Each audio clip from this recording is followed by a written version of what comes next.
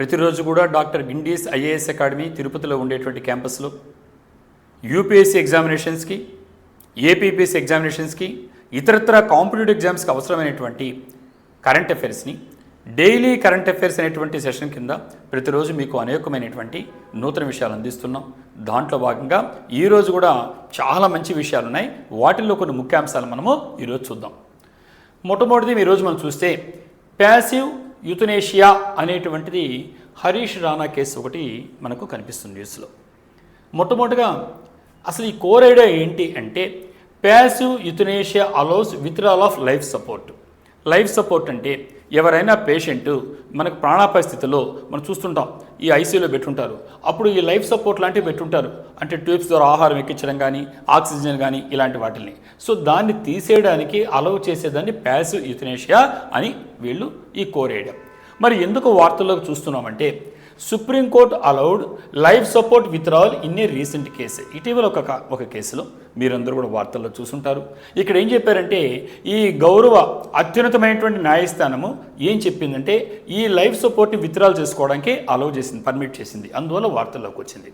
మరి examination point of వ్యూలో ఇలాంటి విషయాలు అటు ఎస్ఏకి ఇటు కరెంట్ అఫైర్స్కి ముఖ్యంగా మనందరూ కూడా తెలియాల్సిన విషయాలు కాబట్టి ఈ విషయం గురించి కొన్ని మాట్లాడతాం. ముఖ్యమైన విషయాలు ఇక్కడ మనం చూసినప్పుడు ముందు అసలు మనం గమనించుకోవాల్సింది ఏంటంటే అసలు ఈ కేసు ఎలా వచ్చింది, ఎందుకు వచ్చిందని చెప్తే ఇక్కడ కొన్ని కామన్ కాజ్ కేసు అనేది 2018లో ఒకటి ఉంది.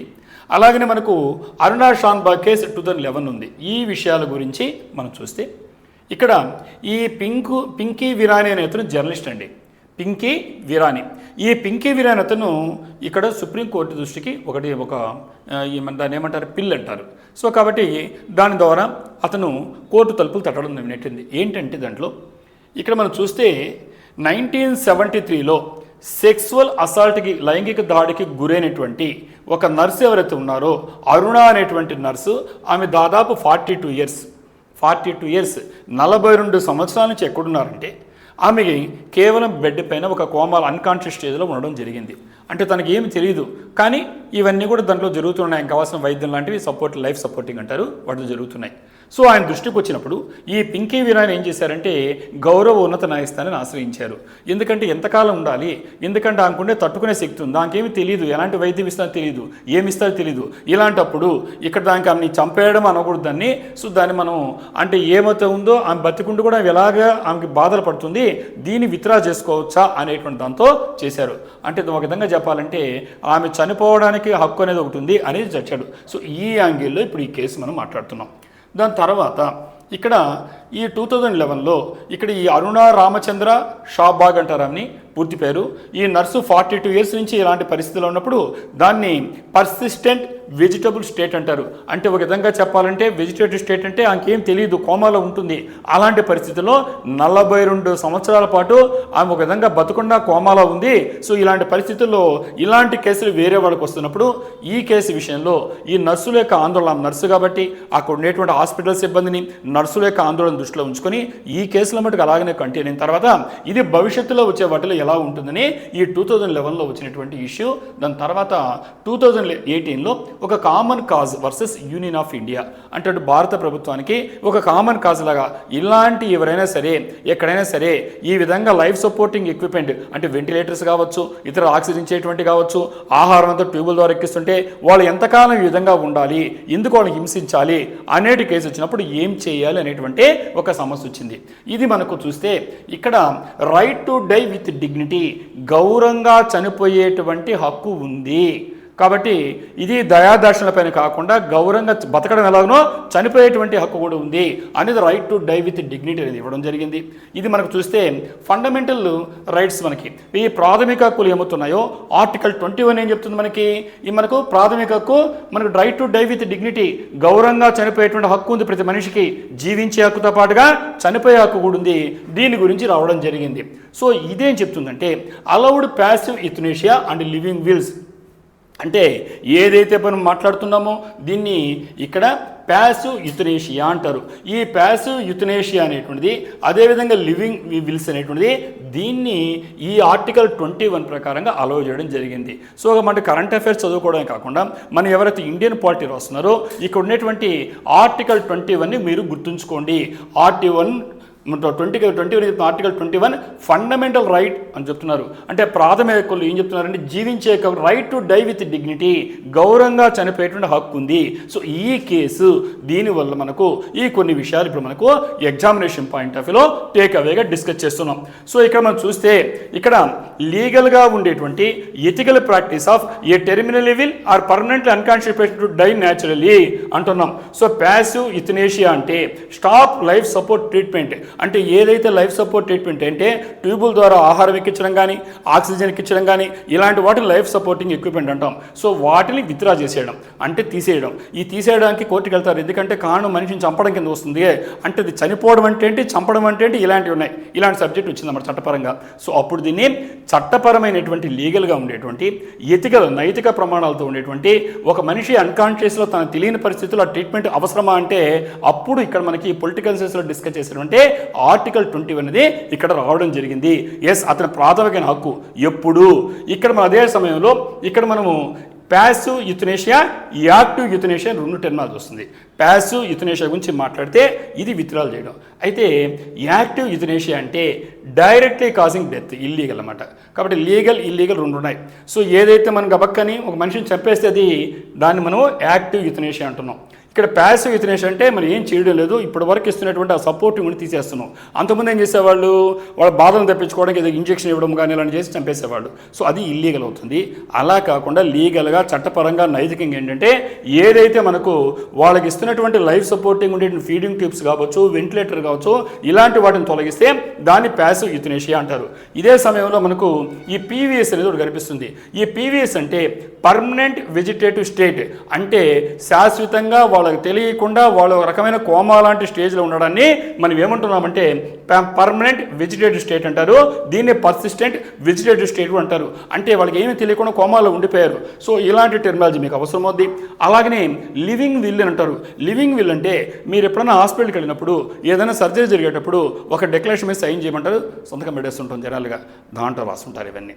అంటే ఇప్పుడైతే నేను కాన్షియస్లో ఉన్నాను, తర్వాత నాకు ఏదైనా మంది ఇచ్చినప్పుడు అన్కాన్షియస్కి వెళ్ళిపోయినప్పుడు నాకు వైద్యం తీసుకోవడానికి నేను ఎలా అంగీకరిస్తున్నానో చనిపోవడానికి కూడా నా విల్లింగ్ నాకు అచేతనంగా ఉన్నాయి కూడా ఎస్ ఇప్పుడు చెప్పినటువంటి లివింగ్ విల్ అంటున్నాం. సో కాబట్టి ఇలాంటి టెర్మినాలజీ ఈ సందర్భంలో మనకు అవసరం. లివింగ్ విల్నే అడ్వాన్స్డ్ మెడికల్ డైరెక్టివ్స్ అంటారు. సో కాబట్టి అడ్వాన్స్మెంట్ ఆఫ్ మెడికల్ డైరెక్టివ్ అన్న లివింగ్ విల్ అంట ఇక్కడ ఒక లీగల్ డాక్యుమెంట్, అంటే చట్టపరమైనటువంటి ఒక రాత పద్ధతి. Allowing adults of sound mind, అంటే నువ్వు చేతనావస్థలో ఉండగానే ఆలోచించే పరిస్థితిలో ఉండగానే నువ్వు ఒక డాక్యుమెంట్ ఇస్తున్నావు. ఏమని చెప్తున్నావు, specify their preferences for medical treatment if they become incapacitated, అంటే అచేతనావస్థలో వెళ్ళిపోతే నాకు మెడికల్ వైద్యం కంటిన్యూ చేయడానికి ఇస్తున్నాను, ఒకవేళ అవసరమైతే నాకు బలవంతంగా కూడా ఇవ్వద్దని చెప్పేటువంటి ఒక అంగీకార పత్రము డాక్టర్లు తీసుకుందాన్ని మనం తెలియకుండా ఇస్తున్నాం. దీన్ని లివింగ్ విల్ అంటారు. దీన్నే మనము ఇక్కడ అడ్వాన్స్ మెడికల్ డైరెక్టివ్స్ అంటారు. సో ఈ ఎగ్జామినేషన్లో ఈ రెండు గుర్తుపెట్టుకోండి. అంటే ఎందుకంటే మనిషికి జీవించే హక్కు ఎలా ఉందో చనిపోయేటువంటి గౌరవంగా చనిపోయేటువంటి హక్కు ఉంది. ఈ దీంట్లో ఇంజెక్షన్స్ అలాంటివి ఇవ్వడం కాకుండా అది అలాంటి ఇస్తే చట్ట విరుద్ధం అవుతుంది, అది యాక్టివ్ యుథనేషియా అవుతుంది. ప్యాసివ్ యుథనేషియా అంటే స్టాప్ లైఫ్ సపోర్ట్ ట్రీట్మెంట్, అంటే ట్యూబుల ద్వారా కానీ ఇలాంటి వేయకుండా తొలగించేస్తారు.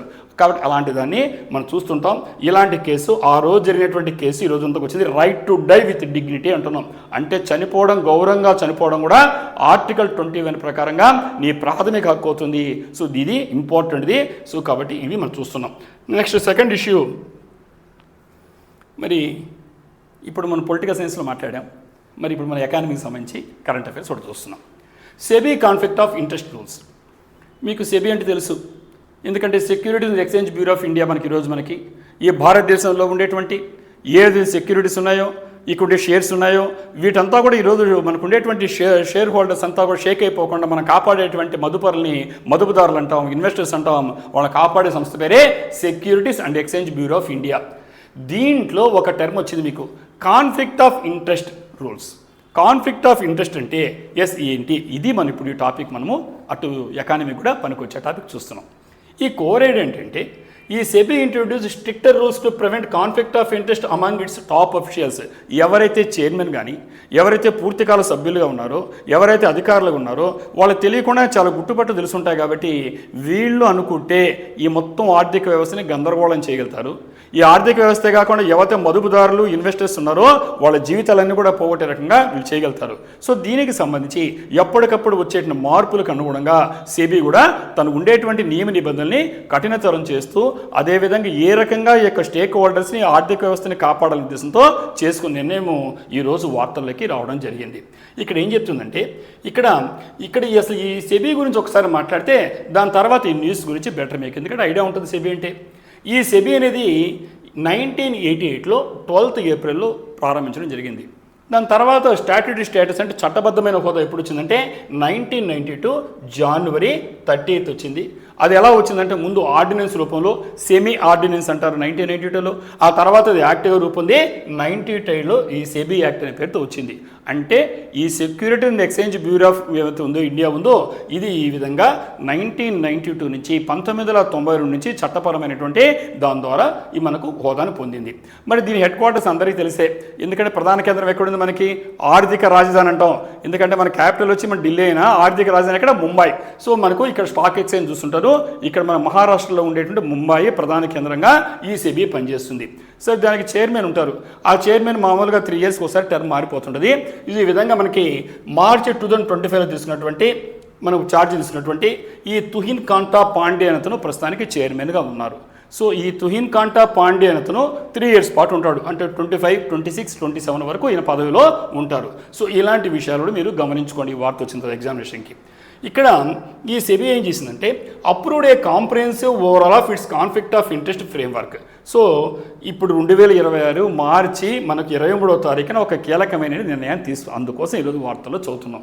ఆ న్యూస్ ఏంటి అంటే అది ఒక కాంప్రహెన్సివ్, ఒక సమగ్రమైనటువంటి overall of its conflict of interest framework. అంటే తనకంటూ ఒక నియమాలు ఉంటుంది. ఈ నియమాలు ఓవరాల్ చేయడం అంటే ఒక విధంగా చెప్పాలంటే సరిదిద్దడం మొదలుపెట్టిందనమాట.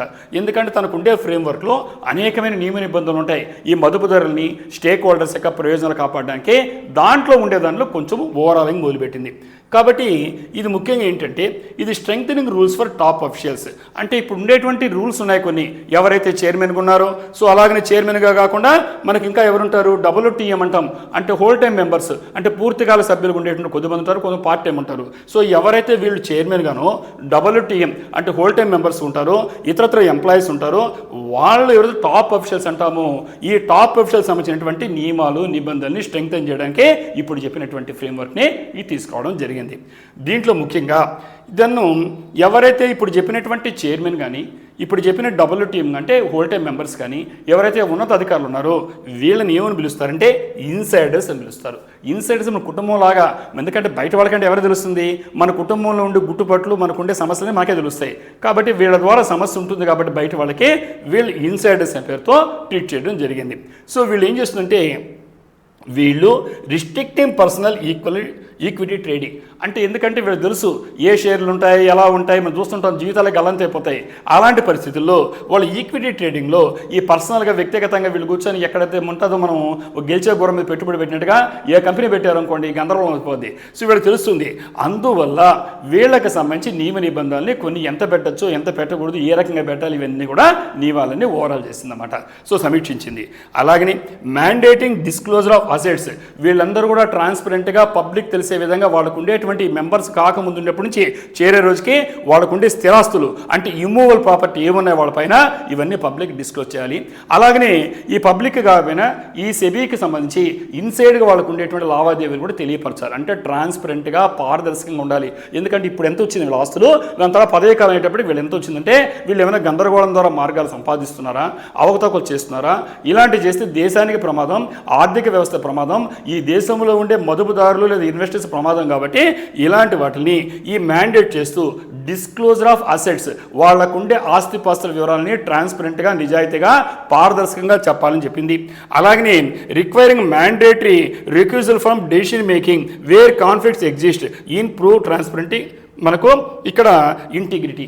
కాబట్టి మనము ఈ ఇంటిగ్రిటీ సమగ్రతను కాపాడాలన్నా, ఈ ట్రాన్స్పరెంట్ పారదర్శకంగా ఉండాలన్నా ఏం చేయాలంటే, ఎక్కడైతే వాళ్ళు ఈ డెసిషన్ మేకింగ్ చేసే నిర్ణయాలు ఉంటాయో అప్పుడు ఎక్కడైనా కాన్ఫ్లిక్ట్ ఆఫ్ ఇంట్రెస్ట్, ఈ అధికారులకు ఏమైనా ప్రయోజనం చేకూరిన పరిస్థితుల్లో స్వచ్ఛందంగా వాళ్లే తప్పుకొని ఇలాంటి డెసిషన్ మేకింగ్ ఉండడం కరెక్ట్ కాదు అని వాళ్ళంతా వాళ్ళు తప్పుకోవడాన్ని ఇది ఇక్కడ ముందుకు వార్తల్లోకి రావడం జరిగింది. సో ఇక్కడ ఈ సందర్భంలో ఈ సెబీ యాక్ట్ 1992 అంటే ఏంటో ఒకసారి డిస్కస్ చేయండి.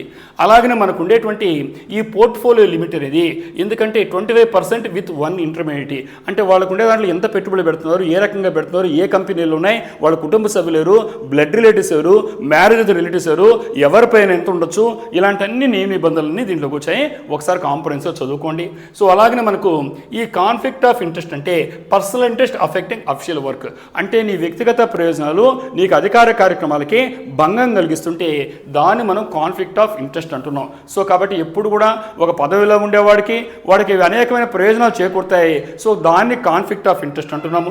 అలాగే రిక్యూజల్ అంటే not taking part in a decision due to bias, పక్షపాతంగా వ్యవహరించకుండా అలాంటి డెసిషన్ మేకింగ్ జరిగేటప్పుడు, నిర్ణయాలు తీసుకునేటప్పుడు సో తను స్వచ్ఛందంగా నిర్ణయం తీసుకొని ఆ నిర్ణయాల భాగస్వామి కాకుండానే రిక్యూజల్ అంటున్నాము. అలాగనే WTM అంటే whole time member, full time executive member of SEBI అంటున్నాము. అలాగనే ఇన్సైడర్ అంటే ఇప్పుడే మాట్లాడాను, person with access to sensitive marketing information, అత్యంత సున్నితమైనటువంటి ఈ మార్కెటింగ్ సంబంధించినటువంటి ఈ సమాచారము ఎవరికైతే అందుబాటులో ఉంటుందో తను ఇన్సైడర్, అంటే ఇంట్లో ఉండే వ్యక్తిలాగా. ఇన్సైడర్స్ ఎవరైతే మీకు తెలిసింది, మీకు ఆల్రెడీ చైర్మన్ కావచ్చు, టాప్ అఫీషియల్స్ కావచ్చు, హోల్ టైమ్ మెంబర్స్ కావచ్చు, వీళ్ళందరూ చేతులు ఇన్సైడర్స్ అవుతారు. ఇలాంటి వాళ్ళు కానీ వేరే వాటిలో పెడితే ఎంత పెట్టుబడి పెట్టచ్చు, ఎలా పెట్టచ్చు, ఇవన్నీ కూడా రిస్ట్రిక్ట్ చేస్తూ ఈ చేసినటువంటి దాన్ని మనం ఈరోజు వార్తల్లో సెబీ కాన్ఫ్లిక్ట్ ఆఫ్ ఇంట్రెస్ట్ రూల్స్ని సమీక్షించి ఓవరాల్ చేయడం జరిగింది, మరమ్మతులు ప్రారంభించింది. ఇది మీకు కరెంట్ అఫైర్స్కే కాకుండా, మీకు ఫిలిమ్స్కే కాకుండా, మీకు ఎకానమీలో పనికొచ్చేటువంటి పాయింట్, ఎస్ఏకి పనికొచ్చే పాయింట్గా చెక్ చేసుకోండి. నెక్స్ట్ థర్డ్ ఐటమ్ కూడా మీకు ఎకానమీకి, ఆర్థిక వ్యవస్థకు సంబంధించిన విషయం. ఇక్కడ RBI variable repo rate VRR అంటున్నాం. సో VRR వేరియబుల్ రెపో రేట్.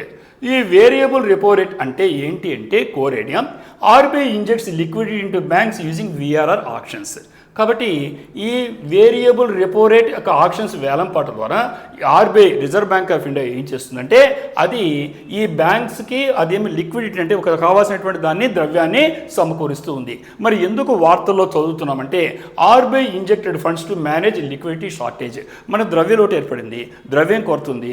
అలాంటప్పుడు ఏం చేయాలి, ఇక్కడ ఉండేటువంటి ఫండ్స్, ఈ నిధులను ఏం చేయాలంటే దాన్ని మనం మేనేజ్ చేయడం కోసంగా ఈ ఫండ్స్ని సరఫరా చేయడానికి వార్తల్లోకి వచ్చింది. కాబట్టి ఆర్బీఐ ఇది మనకు చూడడం జరిగింది. మరి దీంట్లో ఇక్కడ మనం చూస్తే ఈ 2026 మార్చ్ 24 చూస్తే RBI continue to use 3-day VRR actions to inject funds అన్నాము. ఈ 3-day 7-day కూడా కంటిన్యూ అవుతూ ఉంది. అంటే మనకు ఈ ఫండ్స్ని మనం ఇంజెక్ట్ చేయడం కోసంగా, అంటే దీంట్లో ఆర్థిక వ్యవస్థలోకి కావాల్సిన ద్రవ్యలోటు ఏర్పడినప్పుడు ఈ ద్రవ్యాన్ని సరఫరా చేయడం కోసంగా ఈ యొక్క వేరియబుల్ రెపో రేట్తో ఆర్బీఐ ఏం చేసిందంటే 3 రోజుల పాటు యొక్క వేలం పాటలాగా నిర్వహించడం జరిగింది. ఈ VRR అంటే ఇప్పుడే చెప్పాను, variable rate repo, variable rate repo అంటే ఇక్కడ వేరియబుల్ అంటే అప్పుడు మారుతుంటుంది, ఫిక్స్డ్గా ఉండదు. సో ఇక్కడ ఆర్బీఐ ఏం చేస్తుందంటే ఈ VRR ఆక్షన్స్ కండక్ట్ చేస్తుంది. ఎందుకు అంటే టు ఇంజెక్ట్ లిక్విడిటీ. అంటే లిక్విడిటీ అంటే దాన్ని, ఈ డబ్బుల్ని మనం ఫ్లో కాకుండా ఆగిపోయినప్పుడు ఇంజెక్ట్ చేయడం కోసంగా దేంట్లో కంటే బ్యాంకింగ్ సిస్టంలోకి ఈ యొక్క ఆర్బీఐ ఈ డబ్బుల్ని మనం లిక్విడేట్ చేసి చెప్పడాన్ని ద్రవ్య సరఫరా అంటాము. దీన్ని VRR ఆక్షన్ అంటారు. ఇక్కడ ఈ క్యాష్ టైట్గా ఉంది ముఖ్యంగా, అలాంటి సందర్భంలో ఇక్కడ ఇలాంటి వాటిని వాడతారు. ఉదాహరణకి ఈరోజు చూస్తే 5.26% అనుకుంటే ఈరోజు 2026 ఆక్షన్స్లో మార్చిలో మనకు కనిపిస్తుంది. అదే మనకు ఫిక్స్డ్ రేట్కి దీనికి తేడా అర్థమైంది. ఫిక్స్డ్గా అలాగే ఉంటాయి, ఇది వేరియబుల్ ఎప్పటికప్పుడు మారుతుంటుంది. ఇక్కడ బ్యాంకులు ఎవరైతే బిడ్డింగ్ లాగా పాల్గొంటాయి, దాంట్లో మనం బిడ్డింగ్లో పాల్గొన్నప్పుడు ఇక్కడ ఈ రేటు ప్రకారంగా ఏదైతే మనకు బిడ్ చేస్తాయో, కోట్ చేస్తాయో దాని ప్రకారంగా ఆ బ్యాంక్స్కి రావడం జరుగుతుంది. కాబట్టి ఇక్కడ ఈ ఆక్షన్స్ అనేది ఇది part of liquidity adjustment facility. కాబట్టి దీన్ని ఏమంటారంటే LAF అంటారు. LAF లిక్విడిటీ అడ్జస్ట్మెంట్ ఫెసిలిటీ అనే పేరుతో పిలుస్తారు. సో ఈ ఆక్షన్స్ దాంట్లో భాగమే. సో ఈ విధంగా ఇదే సమయంలో ఇక్కడ మీరు ఇంకొక 2 టర్మ్స్ మీకు అవసరం అవుతాయి. ఒకటి VRR అనేది విత్డ్రాల కోసం వాడితే, మరి విఆర్ఆర్ అనేది ఇప్పుడు చెప్పినట్టు వేరియబుల్ రిపోర్ట్ అనేది ఇంజెక్ట్స్ ఇది లోపలికి ప్రవేశిస్తుంది. అంటే బ్యాంకుల్లోకి నీకు డబ్బుల్ని విధానికి చెప్పాలంటే ఈరోజు బ్యాంకింగ్ సిస్టంలోకి 48,000 కోట్ల 48,104 క్రోర్స్ని ఈరోజు మనకు బ్యాంకులకు ఇవ్వడం ద్వారా ఈ ద్రవ్యాన్ని సరఫరా చేసింది. అంటే ఇంజెక్ట్ చేసినప్పుడు విఆర్ఆర్ అంటాం వేరియబుల్ రిపోర్ట్ ద్వారా. సో ఇక్కడ రివర్స్ రెపో రేట్ అంటే అక్కడ తీసుకుంటుంది, అంటే ఏదైతే అదనంగా ఇచ్చిందో ఆ బ్యాంకింగ్ సిస్టమ్ నుంచి ఆ డబ్బులు వెనక్కి తీసుకుంటుంది అదనపు సరఫరాని. దాన్ని ఇక్కడ రివర్స్ రెపో రేట్ అంటాం, వేరియబుల్ రివర్స్ రెపో. సో VRRకి విఆర్ఆర్కి గుర్తుపెట్టుకోండి. సో మరి ఈ విధంగా మనం చూసినప్పుడు ఇక్కడ విఆర్ఆర్ అంటే RBI lends money through auction.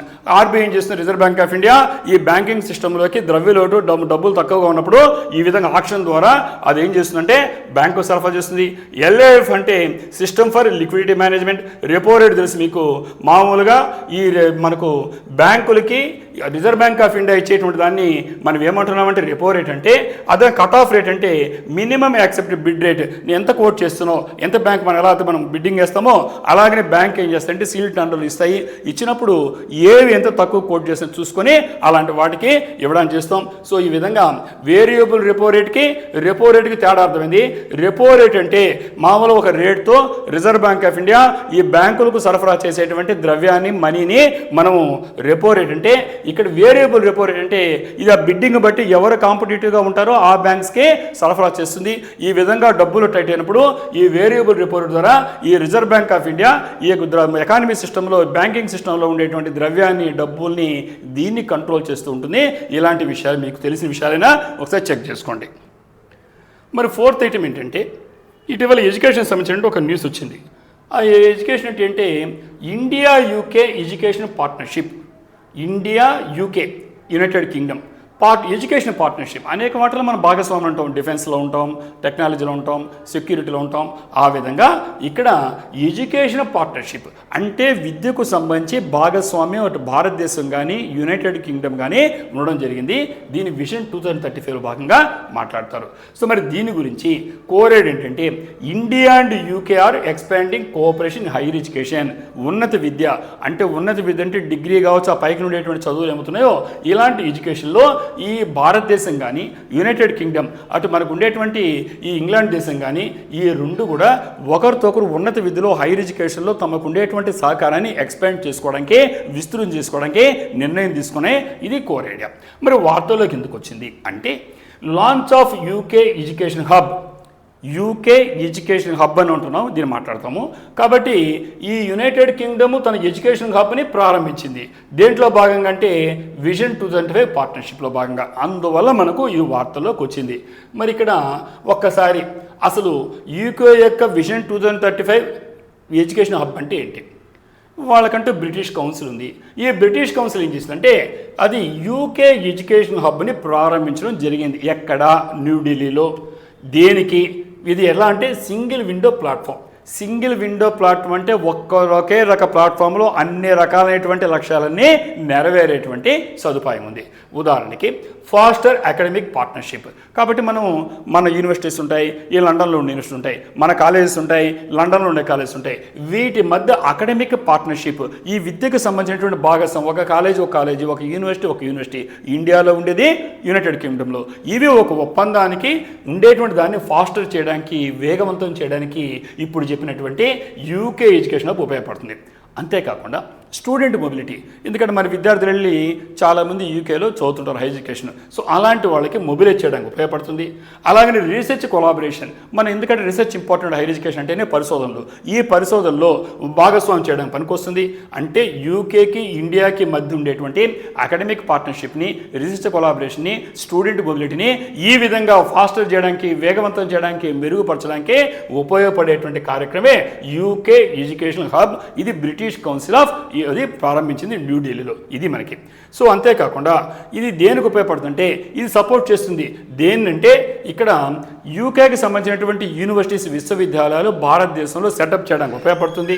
ముఖ్యంగా ఇండియాలో క్యాంపస్ ఏర్పాటు చేయడం ఉపయోగపడుతుంది. దీనివల్ల ఏమవుతుందంటే మనకు ఉండేటువంటి ద్వైపాక్షికమైనటువంటి విద్యా సంబంధించినటువంటి ఏమైతే ఒప్పందాలు ఉన్నాయో ఇవన్నీ బలపడతాయి. సో ఆ విధంగా ఏదైతే ఇండియా యూకే విజన్ 2035 ఉందో దాంట్లో భాగంగా ఇప్పుడు ఉండేటువంటి వార్తలకు రావడం జరిగింది. ఈరోజు మనం చూస్తే ఇక్కడ మనకు కొన్ని టెక్నాలజీ కనిపిస్తున్నాయి. విజన్ టార్గెట్ 2035 అన్నాం. సో మీకు టార్గెట్ అర్థమైంది. Academic partnership, student mobility, research collaboration యూకేకి ఇండియాకి మధ్య ఏర్పాటు చేయడానికి సంబంధించినటువంటిది. సో ఆ విధంగా ఈ యూకేకి సంబంధించిన యూనివర్సిటీస్ మన భారతదేశంలో ఏర్పాటు చేయడం జరుగుతుంది. కాబట్టి ఇక్కడ గోల్ ఏంటంటే ఇక్కడ మనం చెప్తే £60 బిలియన్ 2030కి ఇది ఎక్స్పోర్ట్ గోల్గా నిర్ణయించారు ఈ రంగంలో. మరి అదేవిధంగా ఇండియన్ స్టూడెంట్స్ మనకు యూకేలో ఎంతమంది ఉన్నారంటే 1,66,000 మెంబర్స్ మనకి ఈరోజు భారత విద్యార్థులు లండన్లో చదువుతున్నారు. అలాగనే ఇక్కడ మనకు కొన్ని టెర్మినాలజీ రావడం జరిగింది. ఆ టెర్మినాలజీ ఏంటంటే ఒకటి TNE. TN అంటే ట్రాన్స్ నేషనల్ ఎడ్యుకేషన్ అంటారు. అంటే ఎడ్యుకేషన్ ప్రొవైడ్ అక్రాస్ బార్డర్స్. ఈ దేశంలో కాకుండా విదేశాల్లో విద్యను అభ్యసించేటువంటి విద్యార్థులు ఎవరుతుంటారో వాళ్ళు ట్రాన్స్ నేషనల్ అంటే అంతర్జాతీయంగా విద్యను అభ్యసిస్తున్నారు కాబట్టి TN అనే పేరు వాడతారు. అలాగే IBC అనే పదం కూడా మీకు కనిపిస్తుంది. IBC అంటే ఏంటంటే ఇంటర్నేషనల్ బ్రాంచ్ క్యాంపస్.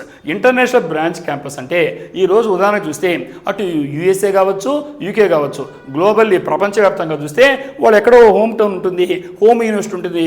ప్రపంచవ్యాప్తంగా అనేక క్యాంపస్ని శాటిలైట్ క్యాంపస్ లాగా ఏర్పాటు చేస్తారు. ఆ విధంగా చూస్తే అటు US కావచ్చు, UK కావచ్చు, చైనా, మలేషియా, దుబాయ్ ఈరోజు ఇండియాలో స్టార్ట్ అయింది. అంటే ఇక్కడ ఉండేటువంటి హోమ్ యూనివర్సిటీ సపోజ్ ఒక ఆక్స్ఫర్డ్ యూనివర్సిటీ ఉంది. అదేం చేస్తుంటే అలాంటి బ్రాంచెస్ని ఎక్కడైతే ఒప్పందం చేసుకుందో ఆయా దేశాల్లో క్యాంపస్ని ఏర్పాటు చేస్తుంది. అప్పుడు దాన్ని శాటిలైట్ క్యాంపస్ అంటారు. అంటే మనం ఎక్కడికో వెళ్ళి ఆ విదేశాలు వెళ్ళే పని లేకుండా వాళ్ళు ఇచ్చేటువంటి డిగ్రీలు ఇక్కడ కూడా చెల్లుబాటు అవుతాయి. అలాంటి స్టాండర్డ్స్ ఇవ్వడానికి ఉంటుంది. కాబట్టి ఇలాంటి వాటి ఒప్పందాలు ఈరోజు చైనా, మలేషియా, దుబాయ్లో ఉంటే భారతదేశం కూడా ఈరోజు భాగస్వామైంది. ఆ విధంగా 2023లో 333 IBCs ఉంటే ఇంటర్నేషనల్ బ్రాంచ్ క్యాంపస్ USA కానీ UK కానీ ఈరోజు ఎక్స్పాండ్ అయిపోతున్నాయి. సో దాంట్లో భారతదేశం కూడా ఈ 2030లో ఉండేటువంటి విజన్ ప్రకారంగా ఎంటర్ అయింది కాబట్టి ఈరోజు వార్తల్లోకి వచ్చింది. ఇదే సందర్భంలో డ్యూయల్ డిగ్రీ అంటే మీకు అందరికీ తెలుసు. తెలియని వాళ్ళు ఎవరు ఉన్నారు? ఒకేసారి 2 రకాల డిగ్రీలు తీసుకోవడం, MSc ED అంటాం. అంటే MScతో పాటుగా ఎడ్యుకేషన్ డిగ్రీ వస్తుంది. అలాంటి వాటిని డ్యూయల్ డిగ్రీ అంటారు. అంటే same 2 degrees for same course, ఒకే కోర్సుకి 2 డిగ్రీలు రావడం. ఇలాంటివి ఈరోజు వచ్చేసిన మోడర్న్ ట్రెండ్స్ అండ్ కోచ్ ఎడ్యుకేషన్లో అలాంటి దాంతో భాగంగా ఈరోజు ఇక్కడ మన వార్తల్లోకి వచ్చింది. అలాగనే సాఫ్ట్ పవర్ అంటే ఏంటి? సాఫ్ట్ పవర్ అంటే influence through education or culture. మనం భయపెట్టో బెదిరించో చేసేటువంటిది ఒకప్పుడు. ఇప్పుడు అలా కాదు. అది కొయర్సివ్గా కాకుండా, బెదిరింపు కాకుండా ability of A country to influence through attraction or persuasion.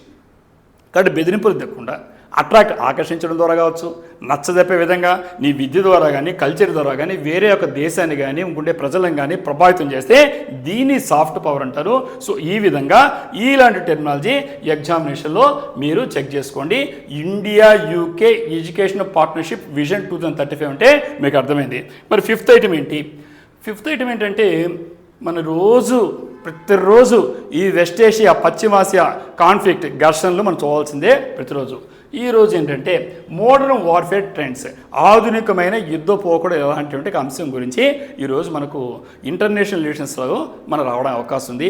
అలాగనే డిఫెన్స్ టెక్నాలజీ సంబంధించి సైన్స్ అండ్ టెక్నాలజీలో భాగంగా రావడం అవకాశం ఉంది. కాబట్టి దాని కోర్ ఏరియా డిస్కస్ చేస్తున్నాం. ఇక్కడ modern wars use technology like drones, cyber attacks and long term fighting. మన పాత రోజులాగా లేదు యుద్ధం. మనందరూ చూస్తున్నాం. పాత రోజులాగా ఎప్పుడూ ఉండేటువంటి చరిత్ర పూర్వకాలంలో చరిత్ర కాలంలాగా లేవు యుద్ధాలు, ఎప్పటికప్పుడు మారుతున్నాయి. కాబట్టి ఈరోజు ఆధునిక యుద్ధాలు ఎలాంటి సాంకేతిక పరిజ్ఞానం వాడుతున్నాయి అంటే డ్రోన్స్ వాడుతున్నాయి. ఒకప్పుడు డ్రోన్ తెలియదు మనకి. డ్రోన్ అంటే ఏదో సినిమాలో మనకు మ్యారేజ్ జరుగుతుంటే దాంతో అయితే మనం తీసుకొని ఆ ఫోటోలు తీసుకొని వాడుకుంటున్నారు. నో, ఈ డ్రోన్స్ ద్వారానే అగ్రికల్చర్ చేస్తున్నాం. ఈ డ్రోన్స్ ద్వారా పురుగులు మనం చల్లుతున్నారు. ఈ డ్రోన్స్ ద్వారా నువ్వు సినిమాలు తీస్తున్నావు. ఈ డ్రోన్స్ ద్వారా యుద్ధాలు చేస్తున్నావు. కాబట్టి అదేవిధంగా సైబర్ టెక్నాలజీ అంటే ఎక్కడో కూర్చొని నువ్వు మొత్తం గందరగోళం చేయగలుగుతావు దేశాన్ని. ఈ సైబర్ అటాక్ కావచ్చు, ఈ లాంగ్ టర్మ్ ఫైటింగ్ వచ్చింది. ఇది కోర్ ఏరియా. మరి ఈరోజు వార్తల్లోకి ఎందుకు వచ్చింది అంటే రీసెంట్ గ్లోబల్ కాన్ఫ్లిక్ట్స్, అటు రష్యాకి ఉక్రెయిన్కి ఉండేటువంటి కాన్ఫ్లిక్ట్స్ దీర్ఘకాలంగా కొనసాగుతుంది. అలాగే వెస్ట్ ఏషియా చూస్తున్నాం. ఓ పక్క చూస్తామంటే ఇజ్రాయెల్, అమెరికా ఉంటే ఈ పక్క ఇరాన్ చూస్తామంటే అది ఏమవుతుందని ప్రతిరోజు టెన్షన్ పడుతున్నాం. ముగిసిందంటారు, ముగుసుకుంటే ప్రపంచానికి గందరగోళంలో పడేసే మొత్తము ఆర్థిక వ్యవస్థని. ఇలాంటి పరిస్థితుల్లో they show new warfare trends, ఆధునికమైన యుద్ధ పోకడం చూపిస్తున్నాయి. దీని గురించి ఈరోజు మనం మాట్లాడాల్సి వచ్చింది. ఇక్కడ మామూలుగా చూస్తే ఇక్కడ war shifting from fast attack to long wars అంటున్నాం. అంటే ఇంతకుముందు వేగంగా యుద్ధం అంటే దగ్గర వారం రోజులు జరుగుతుందా, 10 రోజులు జరుగుతుందా, 15 రోజులు జరుగుతుందని యుద్ధం ఫినిష్ చేసేవాళ్ళం.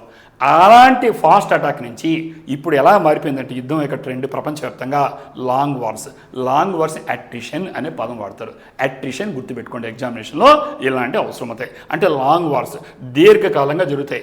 అంటే అట్రిషన్ అంటే ఏంటంటే the process of reducing something strength or effectiveness through sustained attack or pressure. అంటే కొనసాగేటువంటి ఒక రకమైనటువంటి అటాక్ వల్ల, ప్రెషర్ వల్ల అవతల యొక్క శత్రువుని యొక్క బలహీనపరచడాన్ని అట్రిషన్ అనే పేరుతో పిలుస్తాం. ఇంత మొదల దబదబోవడం, అటాక్ చేసేయడం, చంపేయడం, డ్యామేజ్ అలా కాదు. దీర్ఘకాలంగా ఓపిక్గా అవతల వాడి యొక్క సహనాన్ని పరీక్షిస్తూ నువ్వు దీర్ఘకాలం యుద్ధాన్ని కొనసాగిస్తే ఇది క్షీణతకు రెడ్యూస్కి దారితీస్తుంది, అవతల వాడు శక్తిహీనుడు అవుతాడు. దీన్ని మనం అట్రిషన్ పేరుతో ఈరోజు లాంగ్ వార్స్ అనే పేరుతో జరుగుతున్నాయి. దాంట్లో భాగంగా రష్యాకు యుక్రెయిన్, వెస్ట్ ఏషియా. రష్యా ఏమనుకుంది, ఉక్రెయిన్ చిన్న పిచ్చుకు లాంటి దేశం అనుకుంది, తర్వాత చూసాం.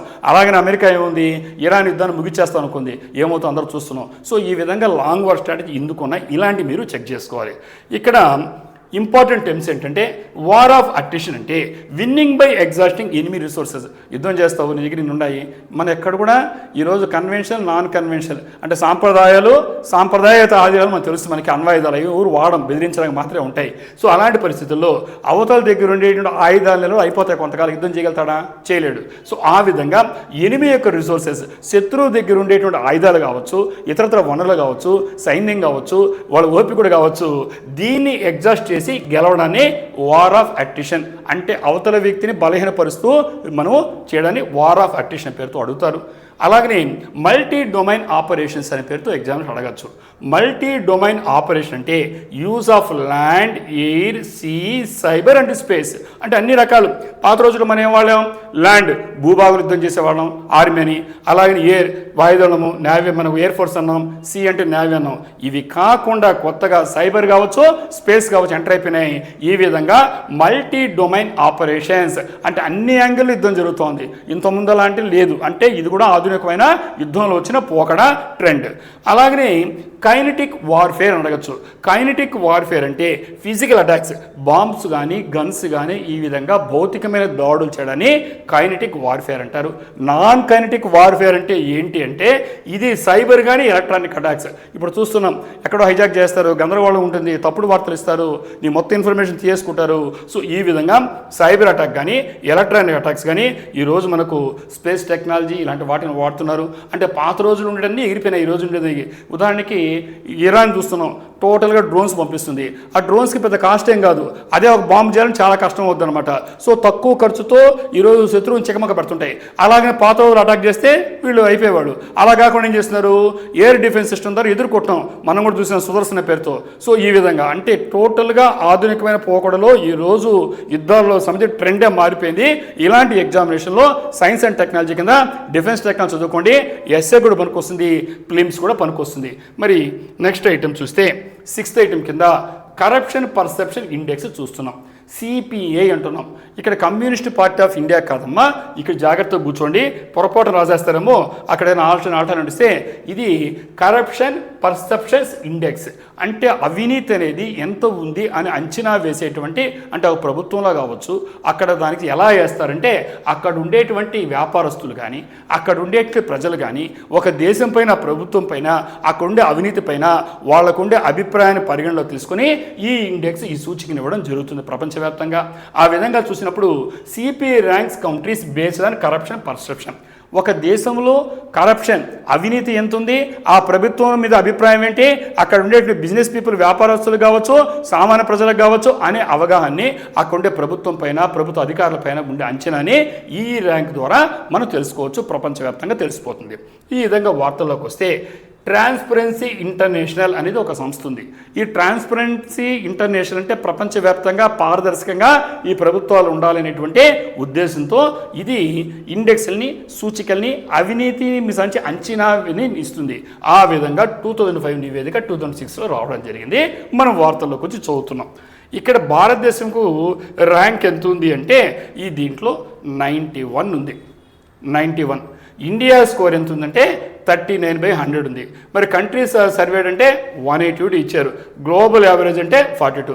దీది అర్థం కావాలంటే ఈ విషయాలు మీకు బేసిక్స్ తెలియని వాళ్ళు ఉంటారు కాబట్టి దీంట్లో కొన్ని విషయాలు నేను చర్చిస్తున్నా. ఎందుకంటే తెలిసిన వాళ్ళకి ఇబ్బంది లేదు, తెలియని వాళ్ళు చాలామంది ఉండొచ్చు కాబట్టి. ఇక్కడ ఈ మన ప్రపంచవ్యాప్తంగా ఈ ప్రభుత్వాల గురించి, వాళ్ళకు ఉండేటువంటి అధికారుల గురించి, ఎలా పరిపాలిస్తున్నారు, ఎంతవరకు అవినీతి ఉన్నాయి, డబ్బులు తీసుకొని పని చేస్తున్నారా లేకుండా ఏ పని జరగడం ఎలా ఉంది అనే సామాన్య పౌరుడికి వచ్చేటువంటి అభిప్రాయాలు కావచ్చు, వ్యాపారస్తులు కావచ్చు, ఇలాంటి అంచనాల ఆధారంగా ప్రపంచవ్యాప్తంగా అన్ని దేశాల్లో ప్రభుత్వాల గురించి ఇచ్చేటువంటి నివేదికే ఇప్పుడు చెప్పినటువంటి కరప్షన్ పర్సెప్షన్ ఇండెక్స్, సిపి అని పేరుతో పిలుస్తారు. ఒక్కసారి మన భారతదేశం గురించి మనం ఈ ప్రపంచవ్యాప్తంగా ఎట్టుంది అని మనం చూస్తే ఇక్కడ ఎలా ఉంటుందంటే ప్రపంచవ్యాప్తంగా 0 నుంచి 100 వరకు ఉంటుందమ్మా స్కోర్. దీంట్లో 0 నుంచి 100. ఇప్పుడు మీకు ఎగ్జామ్ పెట్టారు, ఎగ్జామ్లో ఎన్ని మార్కులు వచ్చాయంటే 0 వచ్చిందా 1 వచ్చింది. అయితే ఇక్కడ 0 వస్తే నువ్వు ఫెయిల్ అవుతావా పాస్ అవుతావా? ఫెయిల్ అవుతావు. ఇక్కడ కూడా 0 వస్తే హైలీ కరెక్ట్ అర్థం గుర్తుపెట్టుకోండి. మనం ఎగ్జామినేషన్లో 100 మార్కులు పేపర్ ఇస్తే నీ 0 వచ్చింది ఫస్ట్ అంటావా? ఎస్. ఇక్కడ కూడా 0 వస్తే మీకు గుర్తుపెట్టుకోవడం హైలీ కరప్ట్ అని గుర్తుపెట్టుకోండి. మరి దాంట్లో 100 అంటే స్కోర్ మ్యాక్సిమం, అంటే బాగా స్వచ్ఛంగా వెరీ క్లీన్గా ఉన్నాడని అర్థమైంది కదా. సో ఎగ్జామినేషన్లో మీకు 100 మార్కుల పేపర్ ఉంటే 0 వస్తే నువ్వు ఫెయిల్ అయినట్టుగా. ఇక్కడ 0 వచ్చిందంటే కరప్షన్ చాలా కరప్ట్ అని అర్థం. అలా కాకుండా 100 కానిస్తే వెరీ క్లీన్, చాలా మంచి పరిపాలన. మరి దీనికి ఎన్ని పాయింట్స్ వస్తాయని ఆధారంగా మన ప్రపంచవ్యాప్తమైన దేశాలకే ర్యాంకింగ్ ఇస్తారు. సో ఈ కాన్సెప్ట్తో చూసినప్పుడు భారతదేశాన్ని చూస్తే ఈ ప్రపంచవ్యాప్తంగా అర్థమైపోయింది. ఈ ప్రపంచవ్యాప్తంగా మనం భారతదేశంలో చూసినప్పుడు 2023కి వద్దాం. 2023లో మనం 93వ ప్లేస్లో ఉన్నాం. 93వ ప్లేస్లో ఉన్నాం అంటే అవినీతి దాంట్లో 93వ ప్లేస్లో మనం ఉన్నాం. అంటే మనకు సపోజ్ 182 దేశాలు వేసారు, అప్పుడు 180 దేశాలు తీసుకున్నారు. 180 దేశాల్లో మనం 93వ ప్లేస్, అంటే మనకంటే వెనక చాలామంది ఉండొచ్చు, మనకంటే ముందు మంచివాడు చాలామంది అని అర్థం, అవినీతి లేని వాళ్ళు. ఈ 2024కి వచ్చేకాడికి ఇక్కడ మనం చూస్తే ఇక్కడ 2024 ఎలా కనిపిస్తుంది అంటే మనకి ఒక్కసారి చూస్తే 96వ ప్లేస్ వచ్చింది.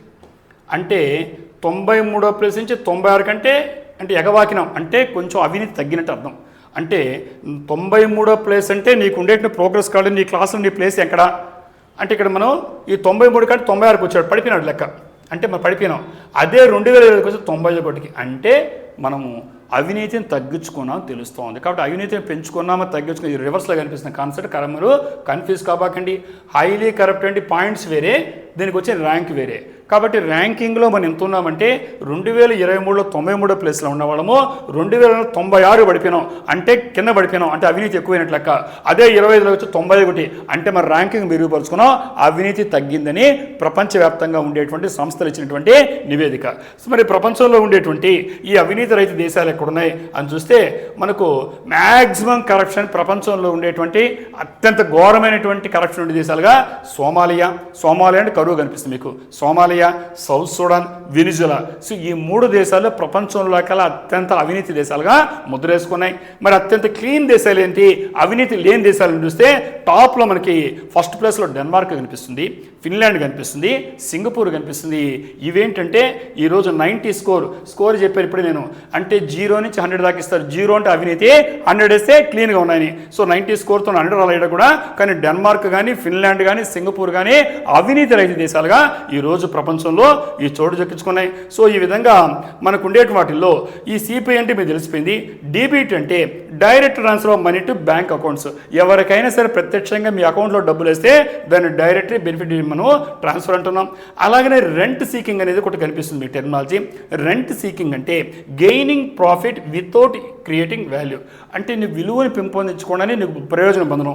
ఇంకా చెప్పాలంటే practice of manipulating public policy. ఈ ప్రజలకు ఉపయోగపడేటువంటి పాలసీని పబ్లిక్ పాలసీ అంటే దాన్ని మ్యానిపులేట్ చేయడం కానీ, అలాగే ఎకనామిక్ కండిషన్ ఆర్థిక పరిస్థితులు కానీ, నీకు కేవలం నీ లాభార్జన కోసం ఒక దేశంలో ఉండే ఆర్థిక పరిస్థితులు కానీ ఆ పబ్లిక్ పరిస్థితులు కానీ మేనేజ్ చేస్తే దాన్ని ఏమంటారంటే రెంట్ సీకింగ్. అంటే దాని స్వప్రయోజనం కోసంగా పబ్లిక్ పాలసీని ప్రజా ప్రయోజనం పణంగా పెట్టి చేస్తాడు. ఇలాంటి టెర్మినాలజీ మీరు బాగా చూసుకోండి. మరి ఇది కూడా మీకు ఏంటంటే పాలిటీలో పనికొచ్చేటువంటి ఐటెం కింద నేను మాట్లాడుతున్నా కరెంట్ అఫైర్స్లో. మరి మనం లాస్ట్ ఐటెంగా మనం ఈరోజు మనం ఉండే వార్తల్లో మనం చూసినప్పుడు ఎన్విరాన్మెంట్కి సంబంధించి ఒక వార్త కనిపించింది. కాబట్టి ఎకాలజీ అండ్ ఎన్విరాన్మెంట్ లేనటువంటి ఐటమ్ ఊహించుకోలేము ఎగ్జామినేషన్లో మనం, అది గ్రూప్ 1 కావచ్చు, సివిల్స్ కావచ్చు వీటిల్లో. సో దానికి సంబంధించి ఇంకొక మంచి ఐటమ్ ఎన్విరాన్మెంటల్ సిఎస్ఆర్. సిఎస్ఆర్ అంటే ఏంటి? మనకు కార్పొరేట్ సోషల్ రెస్పాన్సిబిలిటీ. ఈ కార్పొరేట్ సంస్థలు ఏమున్నాయో వాటికి సామాజిక బాధ్యత ఉంది. ఈ లాభాలు ఎక్కడి నుంచి సంపాదించుకుంటున్నాయి? ఈ సమాజం నుంచే. సంపాదించుకున్న వాటికి బాధ్యత కూడా ఉంది కదా, దీన్ని మనం సిఎస్ఆర్ అంటాం. ఈ సిఎస్ఆర్ కింద ఇక్కడ కంపెనీస్ యాక్ట్ 2013 చదవాలి మీరు, 2013.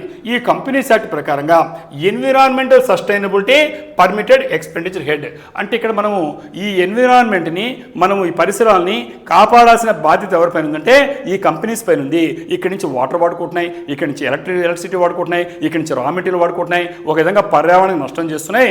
ఈ పర్యావరణ నష్టం చేసినప్పుడు దీని మళ్ళీ బాగుపరచాల్సిన బాధ్యత కూడా ఉంది. కాబట్టి ఎంత పర్సెంట్ అంటే మినిమం 2% వరకు సిఎస్ఆర్ కార్పొరేట్ సోషల్ రెస్పాన్సిబిలిటీ కింద అది సామాజిక బాధ్యత వహించి తమకు వచ్చేటువంటి లాభాల్లో నుంచి మినిమం 2% ఈ ప్రకారంగా ఖర్చు పెట్టాలి. సో కాబట్టి ఇది పర్మిటెడ్ ఎక్స్పెండిచర్ అంటే మనం ఈరోజు మనకు ఆమోదం లభించినటువంటి ఒక హెడ్ కిందే ఉంటుంది. దీనివల్ల ఏం చేస్తాయంటే ప్లాంటింగ్ ట్రీస్, మొక్కలు నాటాలి.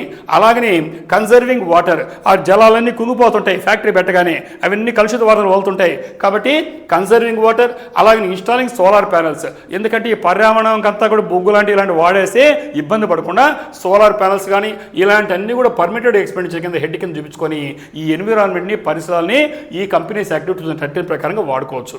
సో మరి ఏం చేయాలంటే ఇలాంటి పరిస్థితుల్లో ఇంకొక రకమైన టెర్మినాలజీ మనకు వచ్చింది. అది ఏంటి అంటే supreme court linked CSR with environmental duty. ఈ గౌరవ ఉన్నత న్యాయస్థానం ప్రతి విషయంలో మనకు ఈరోజు మంచి చేస్తుంటుంది. అలాంటి విషయంలో ఒక మంచి పని ఏం చేస్తుందంటే కూడా జోడిపిస్తూ ఈ కార్పొరేట్ సోషల్ రెస్పాన్సిబిలిటీ కింద, సామాజిక బాధ్యత కింద ఎన్విరాన్మెంటల్ డ్యూటీ, ఈ పరిసరాలు కాపాడాల్సిన బాధ్యత కంపెనీస్ పైన ఉంది. ఈ ప్రకారంగా చెప్తూ అది ఒక తీర్పునిచ్చింది. దాంట్లో ఈ సిఎస్ఆర్ స్పెండింగ్ రూల్ ఏంటంటే 2% ప్రాఫిట్, నీకు వచ్చేటువంటి లాభాల్లో మినిమం 2%ని ఇప్పుడు చెప్పిన ప్లాంట్స్ నాటడానికి, సోలార్ ప్యానల్స్ ఏర్పాటు చేయడానికి, ఈ జలాలు ఏమవుతుందో కన్సర్వ్ చేయడానికి అంటే వీటికి వాడాలి. మరి చేస్తున్నారని చెక్ చేయాల్సిన బాధ్యత ఉంది. కాబట్టి ఎన్విరాన్మెంట్ షేర్ 7 to 9% మాత్రమే ఉన్నాయి. ఇదే సమయంలో బాండ్ ఛాలెంజ్ అనే పేరు మీకు కనిపిస్తుంది. ఎన్విరాన్మెంట్ అండ్ ఈకాలజీ పేపర్లో బాండ్ ఛాలెంజ్ మీరు చదువుంటారు, చదవండి. ఈ బాండ్ ఛాలెంజ్ దీని యొక్క టార్గెట్ 2030కి 350 మిలియన్ హెక్టార్స్. అసలు బాండ్ ఛాలెంజ్ అంటే ఏంటి అని చూస్తే ఈ బాండ్ ఛాలెంజ్ అనేది ఏంటంటే నిజం చెప్పాలంటే ఒక గ్లోబల్ గోల్, ప్రపంచవ్యాప్తంగా మన లక్ష్యం ఏర్పాటు చేసుకున్నాం. దాని ప్రకారంగా ఈ డిగ్రేడెడ్ డిఫారెస్టబుల్ ల్యాండ్స్ అంటే ఏవైతే మనకు డిగ్రేడ్ అయిపోతున్నాయో, అడవులు నరికివేతకు గురవుతున్నాయో, అంతరించిపోతున్నాయో అలాంటి ల్యాండ్ ప్లేస్లో రిస్టోర్ చేయాలి, మళ్ళా తిరిగి అడవుల్ని పునరుద్ధరించాలి అనేది బాండ్ ఛాలెంజ్ అంటే గుర్తుపెట్టుకోండి. ఎగ్జామినేషన్లో మీకు ఎంసీ కింద ఇస్తాడు బాండ్ ఛాలెంజ్ అంటే ఐడియా వచ్చింది. కాబట్టి ఏవైతే డిఫారెస్టేషన్, అడవులు నరకవేతకి డిగ్రేడెడ్, క్షీణించిపోతున్నాయో, కుదించిపోతున్నాయో అడవులు మళ్ళీ మనం పెంచుకోకపోతే మనం చూస్తున్న గ్లోబల్ హౌస్ ఎఫెక్ట్ ఉందో, గ్లోబల్ వార్మింగ్, ఈ ప్రపంచానికి వాతావరణం వేడెక్కిపోతుంది, పర్యావరణ మార్పు వస్తున్నాయి. దీనికోసం పెట్టినటువంటి ఛాలెంజే బాండ్ ఛాలెంజ్ అంటాం. మరి ఈ భారతదేశంలో చూస్తే ఎలా ఉందంటే దానికి ఛాలెంజ్ మనం చూసాం. అంటే మనకు 2000 ప్రపంచవ్యాప్తంగా మనకు ఈ 2020కి వచ్చే కాళ్ళకి 150 మిలియన్ హెక్టార్స్లో ఈ అడవుల్ని ఈ బాండ్ ఛాలెంజ్ కింద చేయాలి. మరి 2030కి వచ్చే కాళ్ళకి 350 మిలియన్ హెక్టార్స్. మరి భారతదేశంలోకి వచ్చే ప్రపంచవ్యాప్తంగా అందరి బాధ్యత.